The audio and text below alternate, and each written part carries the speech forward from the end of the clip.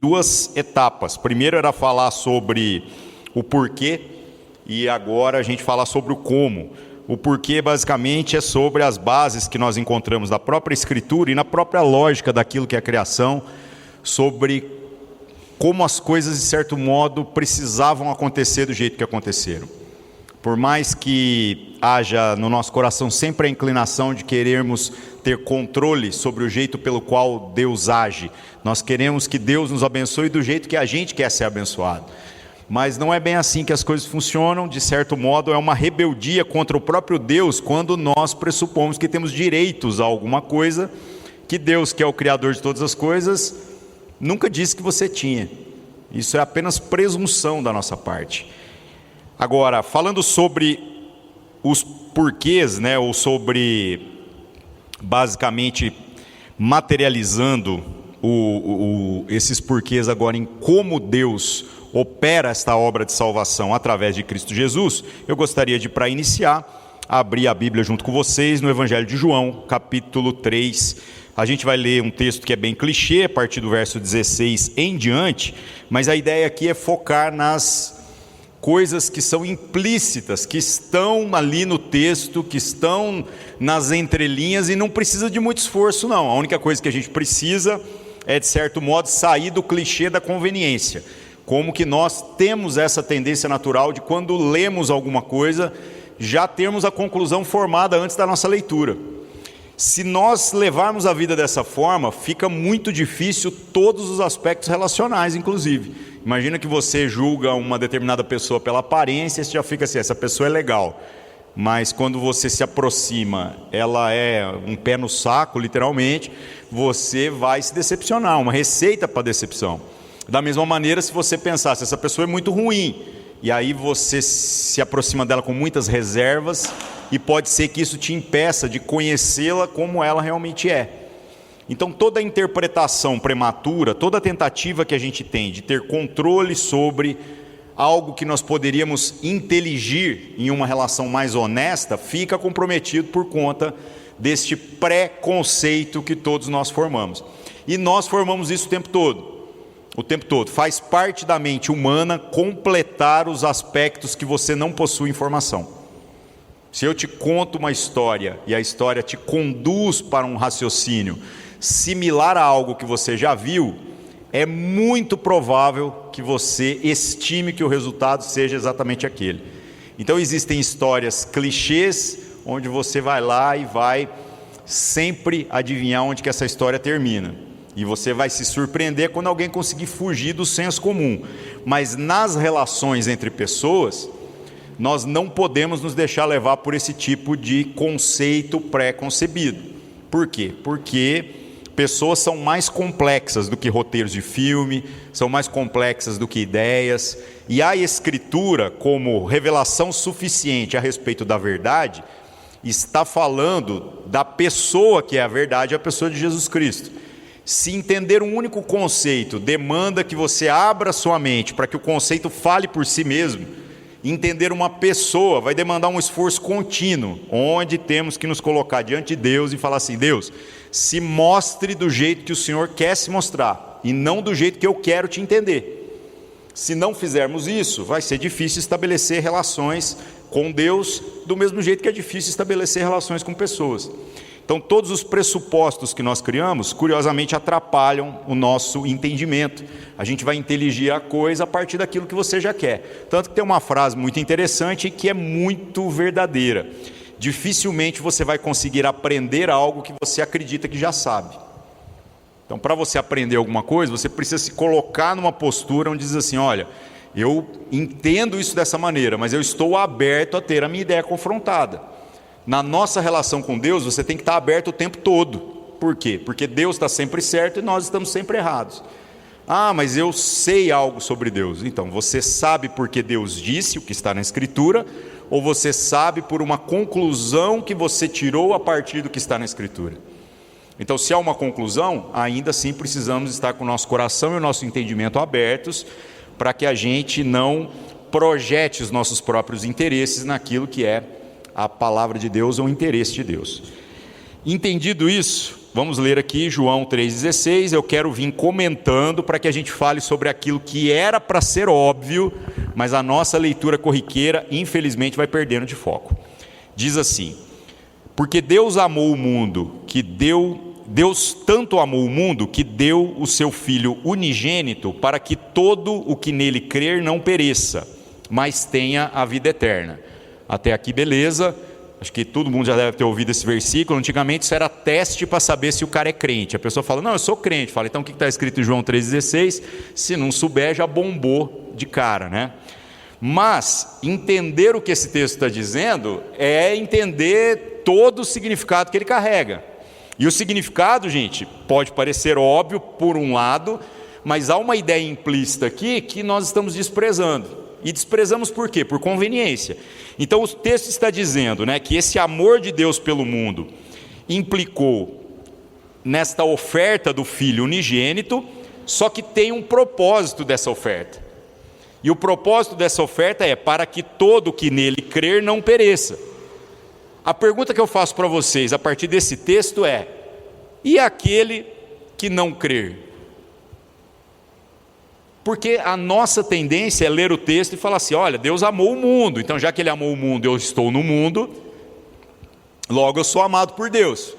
Então já que Ele veio para que aquele que nele crê não pereça, eu estou no mundo, tá, mas digamos que eu não creia em Deus do jeito que Ele deseja que eu creia nele. Olha, o sacrifício de Cristo em nosso favor é para que aquele que nele crer não pereça. E aquele que não crer? Aquele que não crer, esse vai perecer mesmo. E ele não precisa nem mesmo de que Deus faça força de alguma maneira. A gente consegue fazer isso com os nossos próprios esforços, e a gente vai ver isso mais em seguida aqui.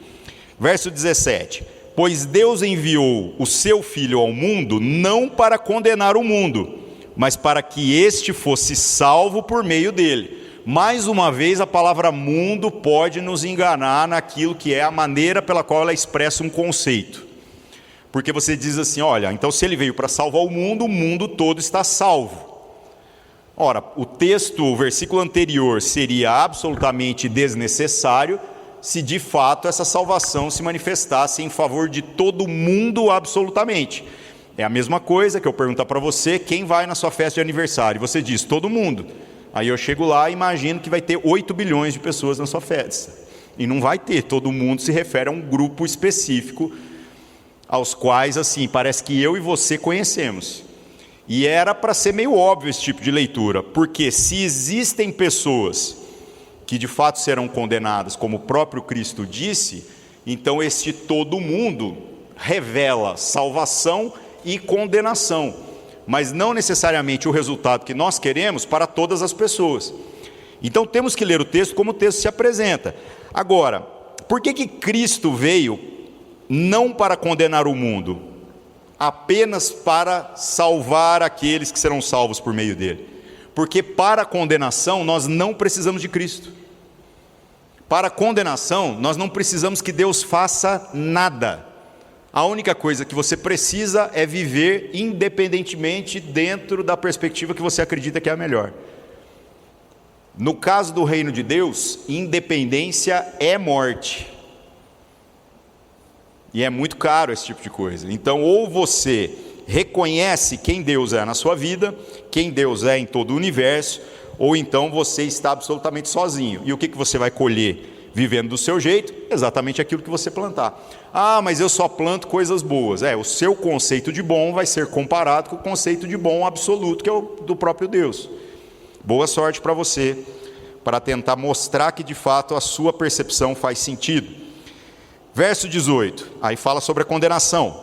Quem nele crê não é condenado, mas quem não crê já está condenado, por não crer no nome do Filho unigênito de Deus. Então a condenação já está dada. Ah, mas o que é crer? Crer é simpatizar com a ideia? E não é exatamente isso que representa a própria encarnação do Cristo no nosso meio. Se fosse apenas por simpatia, eu acredito que Deus estava indo muito bem apenas com a lei de Moisés. Porque de tudo, os povos aprenderam a temer o Deus de Israel. Afinal, esse Deus favorece as pessoas quando aparentemente lhe convém.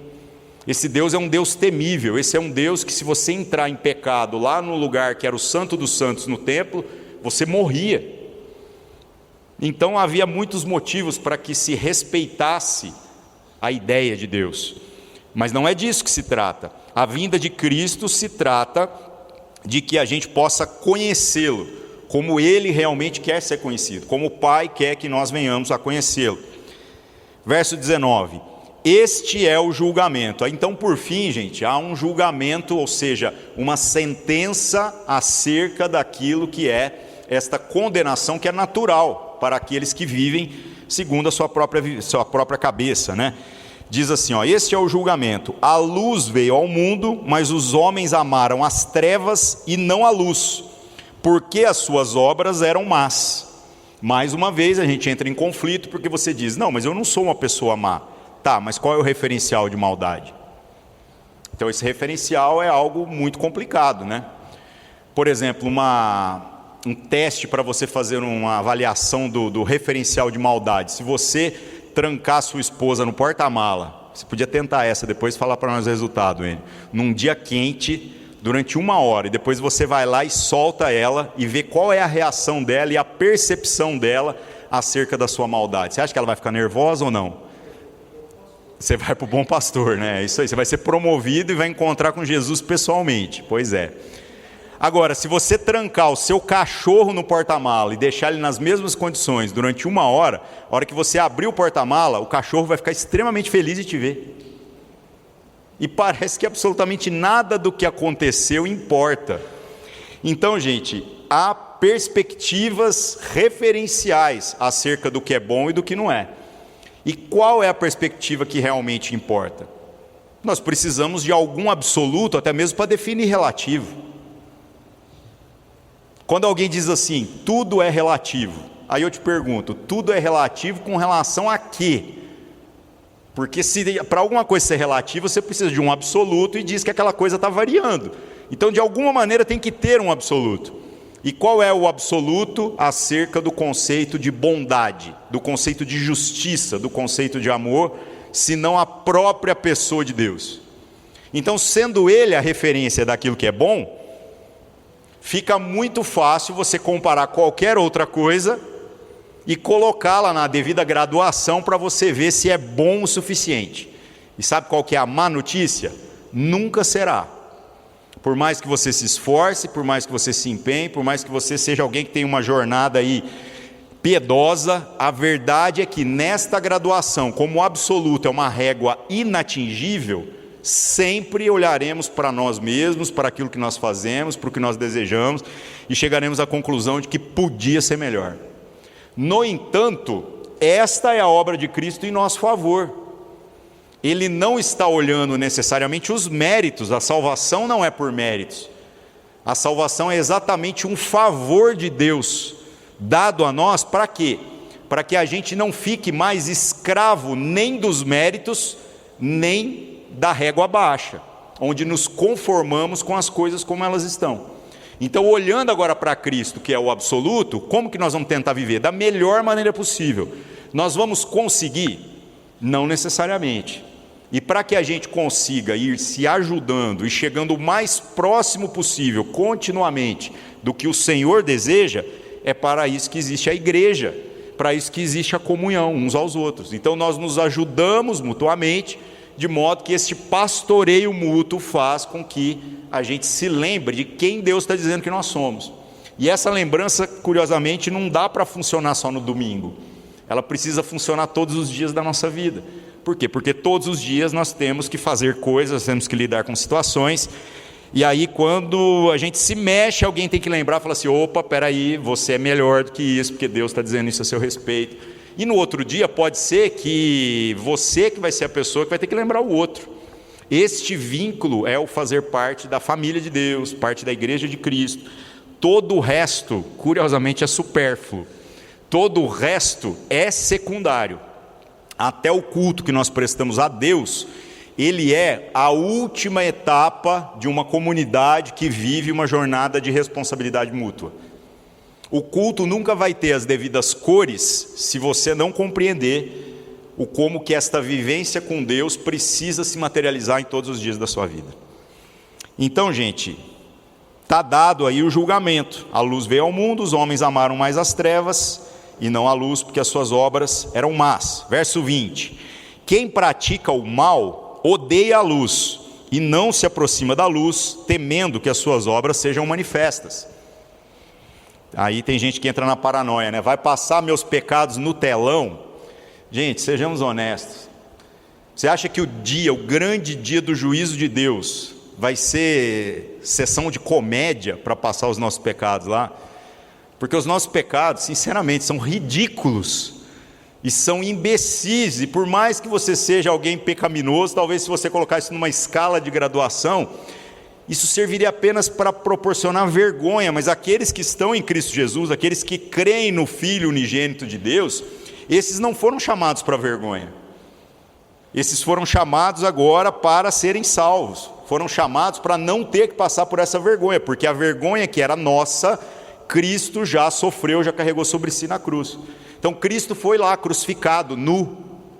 Aquele paninho lá não existiu, é só a nossa hipocrisia que coloca, porque não dá para fazer uma imagem do Cristo com o pênis ali aparecendo, né? Mas era nu, para quê? Para o máximo da humilhação.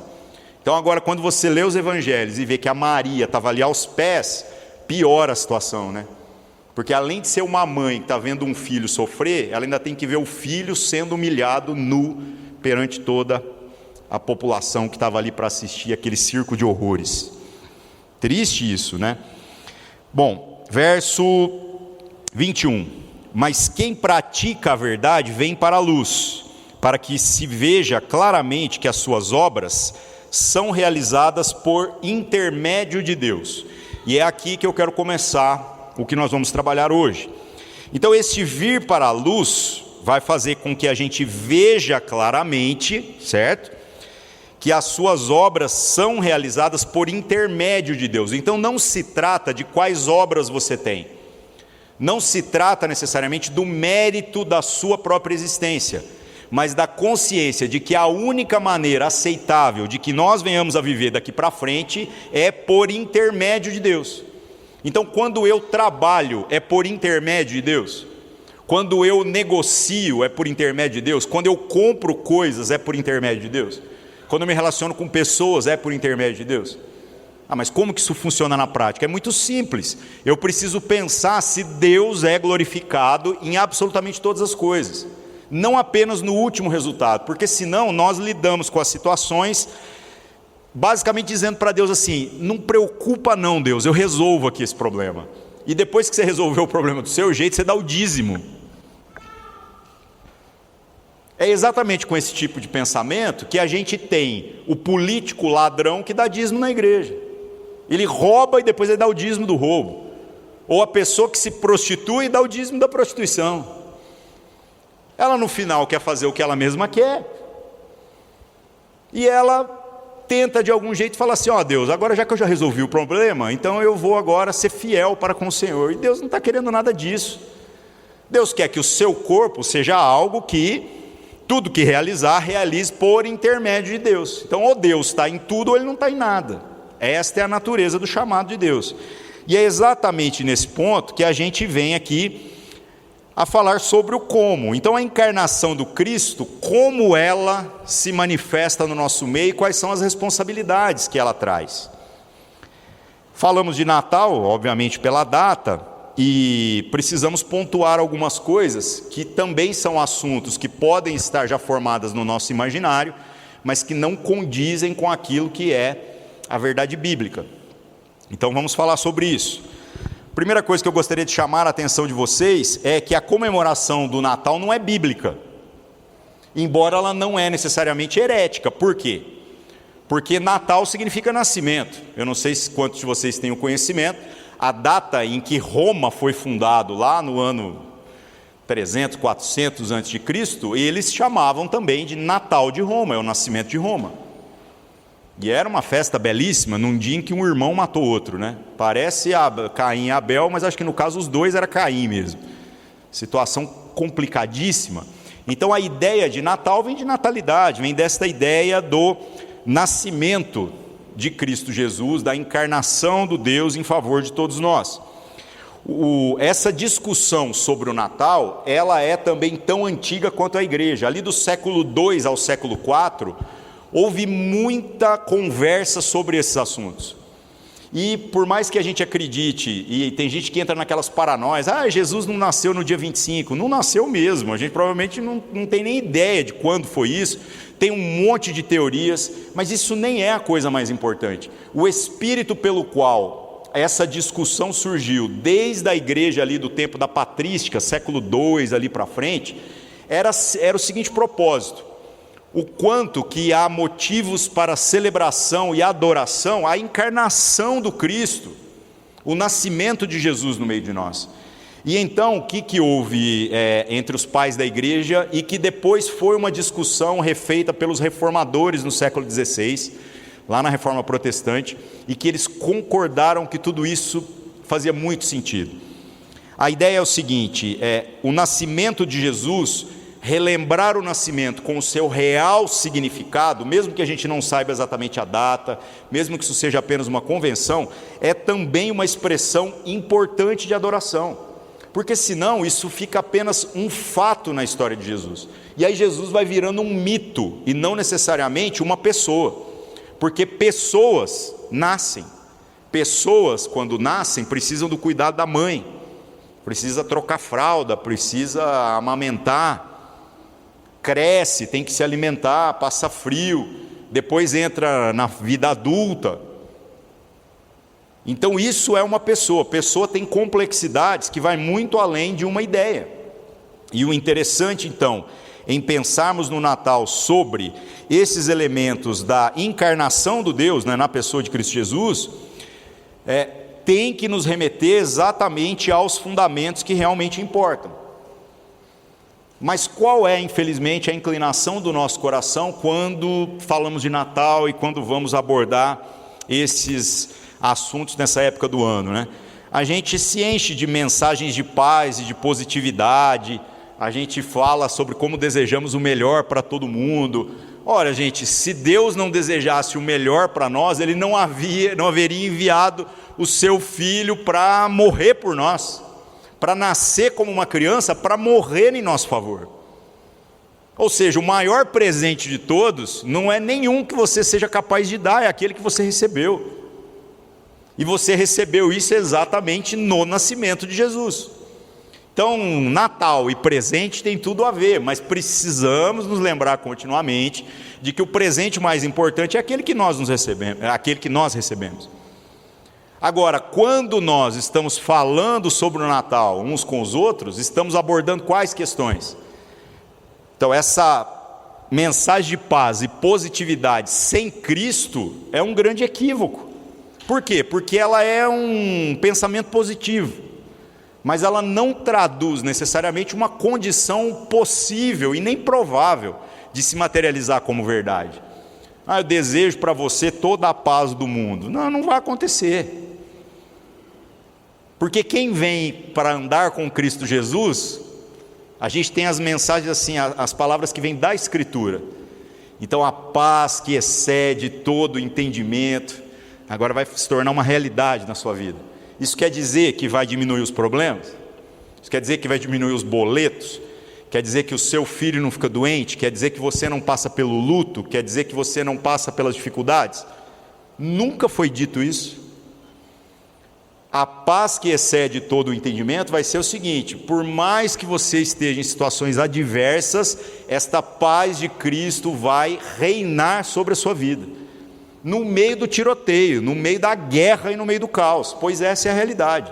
Aí Jesus trouxe promessa: no mundo passareis por aflições, mas tem de bom ânimo, eu venci o mundo. Então calma, usufrua dessa paz, ela foi dada. Eu estou com dificuldade, todos nós estamos, por isso precisamos nos lembrar das mensagens de Deus, precisamos uns dos outros. A maior parte das coisas que nos preocupam, curiosamente, nem são tão importantes quanto a gente acha. Eu estava, acho que numa reunião sexta agora, tomando café, né, com pastores e tal, e a gente estava conversando e falando das dificuldades da vida. Aí eu falei assim, olha, eu estou adiando algumas dificuldades que eu entendo que são adiáveis, porque tem uns problemas que não deviam nem existir. Aí as pessoas trazem os problemas e eu falo assim, legal, pode ser daqui 15 dias para a gente resolver esse negócio? E aí o cara para pensar e fala assim, pode. Eu falei, que bom, então nem é urgente, né? Mas quando a gente procura uns aos outros para falar assim, não, eu estou com um problema, eu estou com um problema, eu preciso resolver. A gente traz tudo num senso de urgência. E eu descobri que 99% dos problemas que a gente tem nem são tão graves quanto a gente pensa que é. A maior parte das coisas, se você for uma pessoa ansiosa como eu, são paranoias da nossa própria cabeça. E quando você coloca os problemas no seu devido lugar, e você toma uma distância, dá uma olhada, muda um pouquinho de ângulo, chama alguém de confiança, fala assim, olha para isso aqui, o que você acha? Eu não te chamei para resolver nada, te chamei só para dar uma avaliação aqui. Aí a gente vai olhando, aí você traz o seu problema também. Aí fica parecendo aqueles dois caras que tem carro velho, entendeu? Carro velho, ninguém quer resolver nada, porque se ele quisesse resolver, ele comprava um carro novo. O que ele quer? Ele quer mostrar o dele, você mostra o seu, e vocês ficam lá os dois olhando um para o outro e falando, que legal, né? Então, aí os problemas, a gente deveria viver de uma maneira mais leve, olhando e fazendo avaliações mais coerentes. Só de fazer isso, curiosamente, muita parte das pressões que nós mesmos colocamos na nossa existência parece que vão desaparecendo. E uma coisa que é importante nisso é que a gente ocupe então o nosso pensamento não dessas nossas próprias crises, mas daquilo que são as palavras de Deus para nós. Então, quando a palavra de Deus ocupa a nossa mente ao invés das nossas próprias paranoias, a gente consegue experimentar da paz que excede todo o entendimento. E nós começamos a agir por intermédio de Deus, porque quando eu for falar, eu não quero falar apenas o que eu acho, mas eu quero falar aquilo que é razoável ao Deus que eu estou dizendo que eu sirvo. Então fica bem mais simples todas as coisas. Esta mensagem então de paz, positividade, são tão fúteis quanto o próprio apelo consumista que nós temos na época em que nós estamos vivendo agora. E essa semana hoje, a gente estava almoçando aqui e a gente estava falando sobre presente, né? E eu comentei uma coisa interessante sobre como que eu não quero nada. Como assim? Fala assim, não, o que você quer ganhar de presente? Eu fico assim, nada. Mas por quê? Porque eu falo assim, tá, se eu te pedir R$1 milhão, você tem? Não, então não é possibilidade de presente, né? E se bem que 1 milhão não ia resolver o problema também. Tá, então se eu falar das grandes questões da vida, isso não é possível. E quando a gente fala das pequenas questões da vida, de certo modo, nós vivemos uma condição hoje em que podemos não ser escravos daquilo que as pessoas dizem que a gente tem que ser escravo. Por exemplo, todo mundo me pergunta, voltando no assunto do carro velho, quando você vai trocar de carro? E eu fico pensando, nunca, mas eu tenho a preocupação de que a minha esposa troque de carro. Por quê? Porque o carro dela é o carro de viajar, é o carro que usa para trabalhar, é o carro confiável. Agora o meu carro, que é muito novo, é 98, né? Hoje estragou o limpador de para-brisa, a hora que a gente estava indo para casa, no meio da chuva, porque só vai estragar a hora que você está usando, né? Maravilhoso, né? Durou só 26 anos esse limpador de para-brisa, não a palheta, o motor mesmo, né? Aí o que eu vou fazer? Vou trocar de carro? Não, vou trocar o motor do limpador de para-brisa. Se durar mais 20 anos, eu estou no lucro aí nessa história. Mas o que eu estou dizendo é o seguinte, boa parte das coisas que nós desejamos, às vezes nem fomos nós que desejamos. E nós precisamos inclinar o nosso coração para aquilo que realmente queremos. E sabe qual que é a conclusão que eu cheguei no que se refere a presentes? Eu não quero nada, porque se alguma coisa que é um presente, que você pode comprar e me dar, fosse fundamental na minha vida, eu já teria comprado. Se você consegue comprar algo na Shopee para me dar, eu também consigo. Se custar um pouco caro, eu trabalho um pouco mais, ganho esse dinheiro e compro. Então, no final das contas, a gente vai chegar na conclusão que não quer nada. Isso é um privilégio. Agora, o presente então perde o sentido? Não, ele muda a natureza. Então sabe qual que é o melhor presente que eu entendo, que nós estamos vivendo nos dias que a gente está experimentando agora? O presente com afetos e o presente com criatividade. O presente criativo ou cheio de afetos, ele tem um valor inestimável. Aquilo que vai passar 10 anos, se for uma coisa durável, né? E a pessoa vai olhar e falar assim, eu ganhei isso aqui daquela pessoa que eu considero tanto. Ou, se não for uma coisa durável, vai ser uma coisa criativa. Algo que assim, poxa, eu não teria pensado em comprar isso para mim mesmo, mas alguém pensou, comprou para mim e eu adorei. Fantástico. Aí vai servir roupa, qualquer outra coisa. Alguma coisa que não seja durável, mas que pode ser criativo. Então, gente, o consumismo vai se tornando um problema porque simplesmente nós vamos deixando que essas coisas ocupem o nosso coração. Mas de fato o Natal se trata de presente. Cristo se fez presente entre os homens. E este presente que foi dado pelo próprio Pai, sejamos honestos, não tem como superar. Então, se nós nos lembrarmos disso, agora quando nós formos presentear uns aos outros, que a gente se lembre do que são as coisas realmente preciosas dessa vida. Porque não é dinheiro que vai determinar a qualidade de presente. Da mesma maneira que nós fomos abençoados com a presença de Deus, pode ter certeza que talvez só a nossa presença já vai ser algo muito mais presente do que os presentes que o nosso dinheiro pode comprar. Entender isso já ressignifica todas as coisas. Da mesma maneira, nessa época, me preocupa o quanto que o Natal, assim, desperta um extremismo do humanismo em nós, onde a gente também, ao falar desse positivismo e de fazer o bem e tudo mais, achamos que a gente não deve fazer mais nada a não ser cuidar dos pobres. E cuidar dos pobres não é uma agenda, é uma obrigação. E esta obrigação não dá para acontecer, infelizmente, de maneira pontual. Eu tenho um amigo que é pastor lá em Brasília e ele tem um projeto onde todo ano ele faz um Natal com moradores de rua. E foi agora esses dias e ele me mandou os vídeos, tal, uma coisa fantástica, né? E eu vou falar uma coisa para vocês, eu tenho meio preguiça desse tipo de coisa. O cara que vai lá, monta uma ceia, faz aquele negócio, junta os moradores de rua e faz. Mas sabe por quê que eu respeito, considero e acho que esse cara está fazendo certinho aquilo que é o propósito?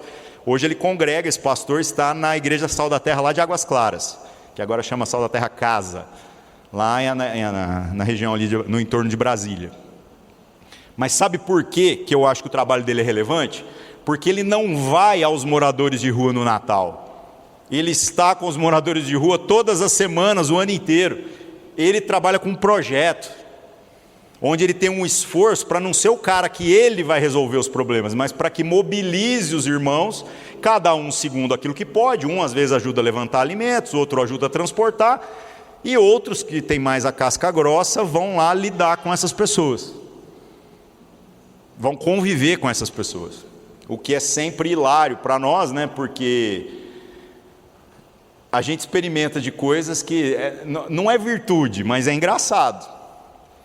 Outro dia eu estava em São Paulo, numa reunião com pastores, num shopping. E São Paulo é bem diferente daqui. Os moradores de rua andam dentro dos shoppings, porque São Paulo tem tudo em todos os lugares. Aí eu estou sentado numa praça de alimentação, junto com outros pastores, vestido de ser humano, normal, eu estava paisana total, e chega o cara e me aborda. E quando o cara me aborda, eu puxo uma cadeira, sento de lado, nós ficamos 1 hora conversando. Aí o resto da turma que estava lá falou assim, é magnético isso? Falei, é. E eles, mas como assim? Eu falei assim, é porque morador de rua reconhece morador de rua, não importa o tanto que você se veste. Ele olha e fala assim, aquele cara ali, e eu não estou enganado quanto a isso, não, é sério. E aí eu comecei a conversar com o cara, no final quase que ele estava me dando uma oferta. Ele estava ali procurando alguma coisa para comer, mas no final ele que estava querendo ajudar. Eu falei, não, meu irmão, não, eu vou te indicar umas pessoas que eu conheço, tal, papapá, papapá. Olha que coisa engraçada. Mas o que é isso? Isso, na verdade, é o esforço que a gente tem em viver dentro daquilo que é a vontade de Deus, seja lá o que isso signifique na prática.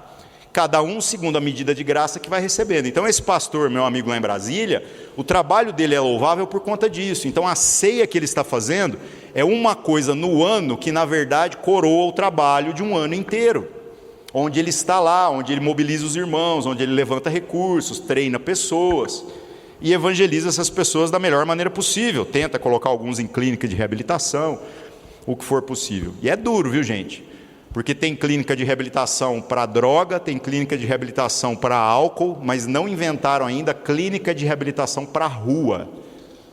A rua é um vício em si mesmo e é difícil de tratar.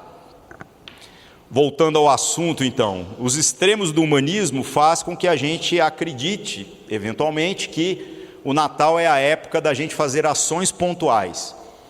Então, o que deveríamos fazer, além das ações pontuais, é a reflexão de que se a nossa vida, de janeiro a novembro, não for condizente com o que a gente está querendo fazer em dezembro, então tem algo errado na nossa vida. Tem algo errado na nossa maneira de viver, na nossa maneira de pensar. Infelizmente, nós estamos numa época de muitas luzes, mas quase nenhuma costuma referenciar aquela que, vindo ao mundo, ilumina todo homem, como a própria Escritura diz, que é a pessoa de Cristo. Lá em Lucas, capítulo 2, verso 34, apenas um pedaço do trecho aqui, então não precisa nem abrir necessariamente, se você não quiser. É a história de um homem que tinha uma promessa de que ele não morreria sem ver a salvação, sem ver o Messias. E ele já era idoso. Nesta ocasião, o José e a Maria levaram Jesus ao templo, ele ia ser circuncidado, acho que é o 8º dia, e quando eles estão chegando com o menino, o Espírito Santo toca aquele homem e fala, é aquele ali. E ele vai lá e toma os meninos no braço, o menino Jesus, e dá uma profecia a respeito daquele menino. Você imagina o José e a Maria, que já sabem muita coisa, mas não sabem tudo, ouvindo ainda mais uma depois que o menino já tinha nascido, né? E ele diz, né, metade da frase que ele diz lá no Lucas 2,34 é: eis que esse menino está destinado tanto para a ruína, quanto para levantamento de muitos. Pois é exatamente isso, gente, que a luz proporciona. A luz faz com que todas as coisas sejam vistas como elas realmente são. Então, o verdadeiro sentido do Natal é apontar para a luz gloriosa do Salvador, ao mesmo tempo que nós reconhecemos que as obras da humanidade são más. As nossas obras são más. Agora, o problema é que não dá para a gente viver nas sombras, ou tentarmos esconder as nossas obras, acreditando que o problema é que a luz venha e seja exposto aquilo que realmente é a realidade. Não há nada que nós façamos, pensamos, qualquer coisa, Deus já sabe. Os anjos não sabem. O diabo não sabe. Nós podemos enganar uns aos outros e nós podemos até enganar a nós mesmos, mas nós não podemos enganar a Deus. A própria Escritura diz que antes que a palavra venha à boca, Deus já sabia qual era. Ele já sabe todas as coisas, então não estamos enganando Ele. Se tudo isso então, né, é uma realidade, mais uma vez, a gente relembra aqui o verso 19 lá de João 3. O julgamento é que a luz veio ao mundo e os homens amaram mais as trevas do que a luz, porque as suas obras eram más. As obras serem más é um fato. E contra fatos não adianta construir argumentações. Aceite, isso é uma realidade.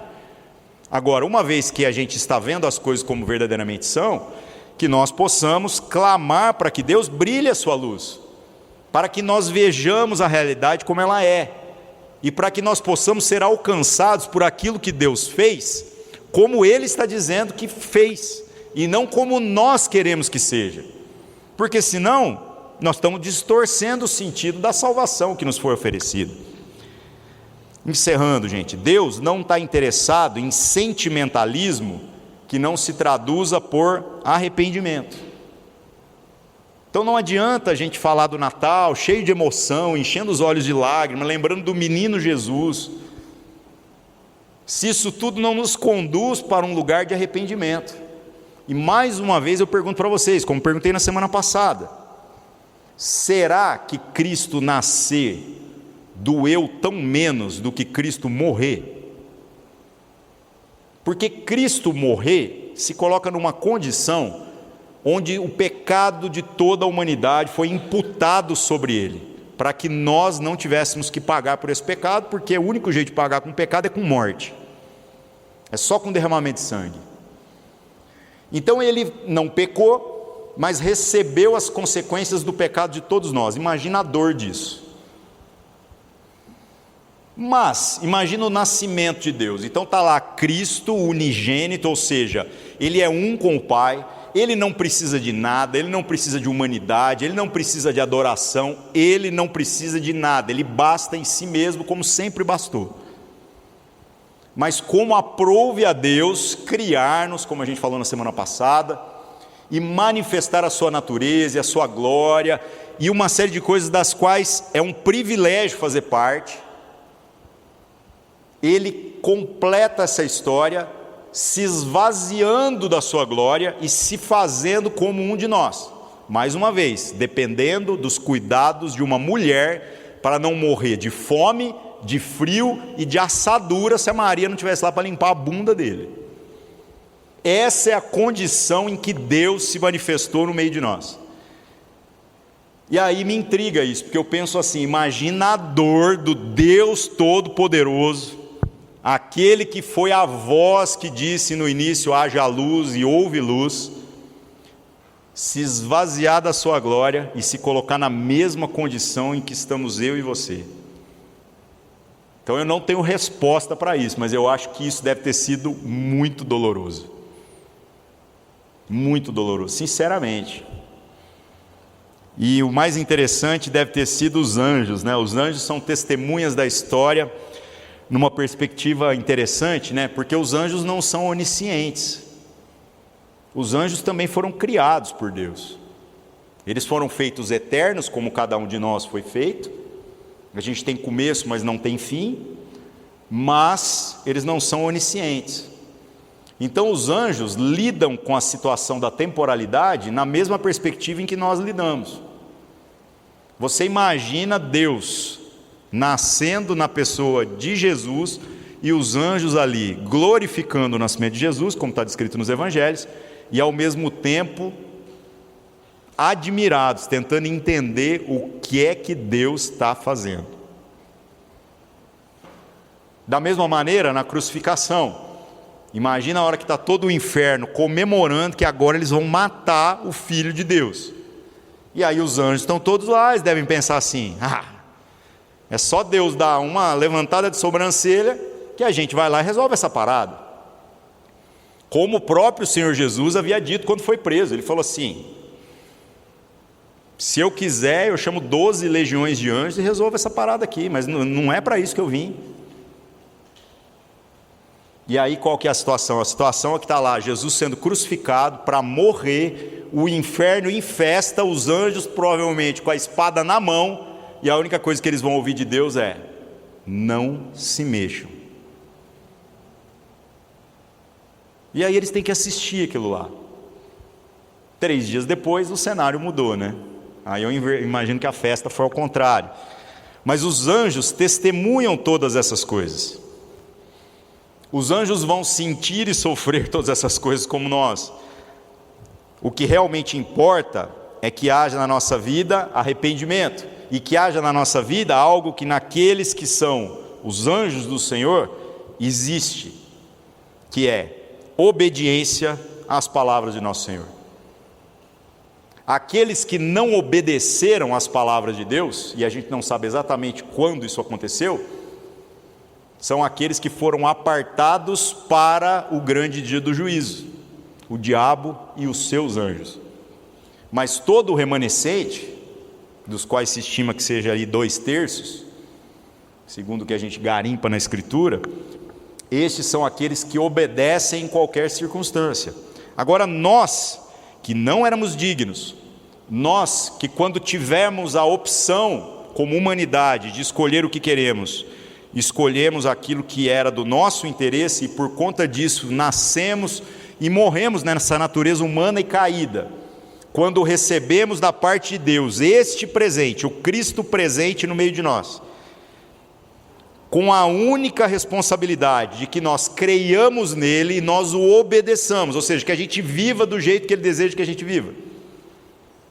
Se nós não atentarmos para isso, não há nenhuma coerência na nossa existência, porque a salvação para nós não é difícil, a salvação para nós é impossível. A única possibilidade disso ter acontecido é exatamente a intervenção de Deus na nossa história, por intermédio da pessoa de Jesus que veio e ocupou o nosso lugar. Então, obedecer às suas palavras é um dever de todos aqueles que são chamados à salvação. Ah, mas eu estou numa crise porque eu não tenho conseguido obedecer todas as palavras. Se você está numa crise, você está no caminho certo. Por quê? Porque a crise só vem sobre aqueles em que o Espírito Santo está trabalhando. Quem está entregue a si mesmo e está entregue às obras das trevas, não tem crise, não sofre, acredite nisso. Mas quem anda com Deus é o Espírito Santo que vai te conduzindo, porque Deus não está exigindo de você uma perfeição que nesta forma humana nós não conseguiríamos atingir. O que Ele deseja? Ele deseja que nós vivamos pelo Espírito, de modo que seja formado em nós o caráter de Cristo, a mente de Cristo, que vai fazer com que a gente progressivamente vá melhorando. E nós vamos errar? Continuaremos errando até o último dia. O único detalhe é: a gente erra, retrocede, pede perdão, confessa, conserta e vamos para frente. Todo dia um pouquinho para frente, ainda que seja um palmo se arrastando. E se algum dia eventualmente dermos um passo atrás, no outro dia a gente se esforça para dar 2 para frente. Mas esse saldo tem que ser para frente, afinal não existe outro caminho. Obedecer essas palavras é o nosso dever. E lá em João capítulo 8, verso 12, Jesus, ainda falando sobre esta ideia da luz e referindo-se a si mesmo, completa. Jesus disse, falando novamente ao povo: eu sou a luz do mundo, quem me segue nunca andará em trevas, mas terá a luz da vida. Então este é o verdadeiro Natal, na sua aplicação absoluta. Todo o restante daquilo que se tornou parte da nossa cultura e das comemorações é apenas detalhe, é apenas coisas supérfluas. Então a gente não precisa virar o Grinch e querer destruir o Natal de todo mundo, ou querer dizer que as coisas não podem ser assim ou pode ser assado. A única coisa que é um apelo que precisa existir na nossa vida é coerência em vivermos de acordo com as palavras daquele Deus que nós dizemos que professamos e conhecemos. Se isso se materializar, fica tranquilo. Cristo será visto na sua caminhada, em todos os momentos, em todas as situações. E o lugar onde é mais necessário ver Cristo na sua vida e na minha, é no dia mau. No dia bom, é fácil. Família briga o ano inteiro, sabe? Imagina a família que tem problema. Minha família, assim, nossa, eu tenho 9 tios de um lado, 8 tios e uma tia, só do lado do meu pai, ainda tem outro lado também. Tudo que aí imagina os primos, imagina agora os filhos dos primos. Quando junta todo mundo, eu já nem sei o nome de todo mundo. Outro dia eu estava sentado numa mesa conversando, não era o filho do meu primo, era o filho do meu primo. E ele já tem 18 anos, ele estava sentado na mesa conversando comigo e nós trocando ideia. Aí ele me chama de tio e é engraçado, porque eu nem sei o que eu sou dele, eu acho que eu não sou nada. E aí no meio dessa bagunça toda, eu pensando, falei, como é gostoso estar aqui em família. Só que quando a gente vai apurar os problemas que nós temos, se tivesse um álbum de figurinha dos problemas, a minha família completou. Tudo que você imaginar, nós temos. Tudo. Eu nunca vi alguma treta que na minha família já não aconteceu. Sem brincadeira. Eu já vi gente com muita criatividade para a desgraça, mas a minha família se supera. Aí chega no Natal, ai, como nós nos amamos. Na boa, gente. Vamos viver Natal todos os dias, então. Porque baixar a guarda um dia no ano é bonito, mas é hipócrita. Agora, nós nos amarmos na realidade, nos lugares e nas circunstâncias onde Deus nos colocou, esse é o verdadeiro significado do que Cristo fez por nós. Porque a salvação que veio por intermédio de Cristo não veio quando nós nos tornamos pessoas melhores. Veio exatamente porque não havia possibilidade de sermos pessoas melhores se Deus não encurtasse a distância, se Ele não se aproximasse de nós e fosse o agente ativo da transformação. Então, qual é o nosso dever para com os nossos? Seja lá que nossos que você está pensando, trabalho, família, o que for. Você olhar então para o seu irmão problemático, para o seu filho, para o seu pai, seja lá qual que é o seu problema, e falar: esse é treta, mas é a minha treta, é o meu problema, é aquele para o qual eu tenho responsabilidades diante de Deus. Porque reclamar dos nossos é fácil, mas o quanto a gente tem apresentado esses diante de oração diante de Deus, isso é a grande verdade. Isso é o que precisa se tornar materialmente visível na nossa caminhada. Se nós vivemos isso, meus irmãos, então nós entendemos qual é o propósito do nascimento de Cristo, do Natal que a gente está dizendo que vai comemorar. Amém? Vamos orar, vamos nos colocar diante de Deus.